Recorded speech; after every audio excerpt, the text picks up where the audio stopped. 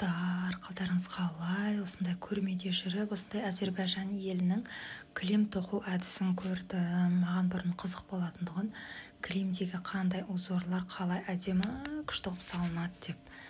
Негізі машинамен тоқылады деп ойлағам, негізі қолмен де тоқылады екен ғой осындай кілемдер. Бізге осыны көрсетіп, осындай кілемнің тоқу әдісін көрсетті. Мен қатты таңғалдым. Әртүрлі жіптерді осылай тоқып, қырқып, кесіп, және де түктерін отырғызып, осындай әдіспен тоқиды екен. Бұл маған өте қызықты болды.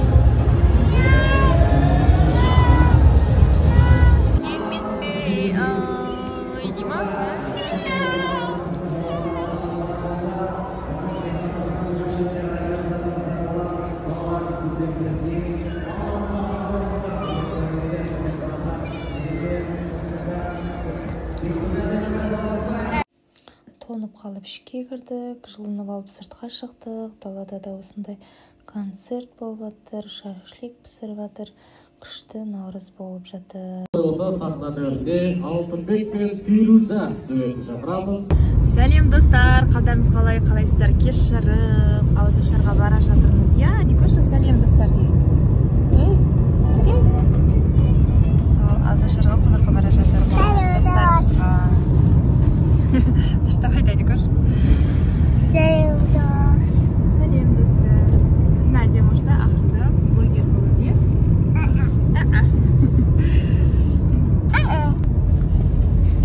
Бүгін экспо жақтағы неге барып келдік, күшті наурызға. Күшті кен видеоларын сосын салатын боламын. Күшті қыдырып демалып келдік. Енді қонаққа бара жатырмыз мінеки.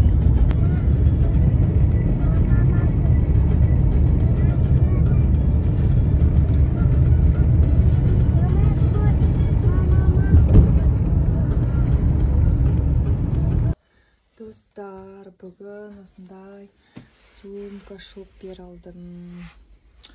Бұны бір тиктокқа тіркеліп, осындай визит Астана деген тиктокқа тіркеліп, осындай сумочка и және мындай безрукавка алдық. Осындай безрукавка подписаться еткеніміз үшін осын алдық.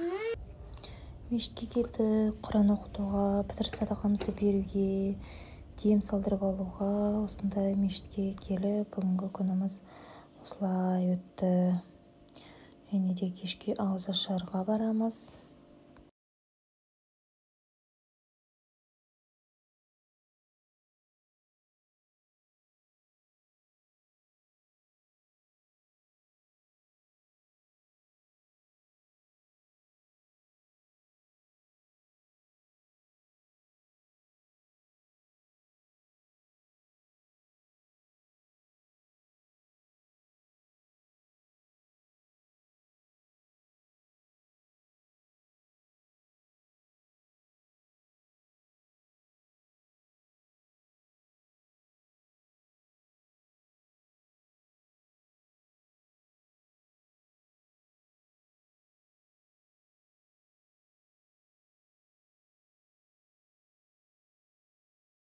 Достар, мінеки Астанада қар жоқ, бірақ күн суық.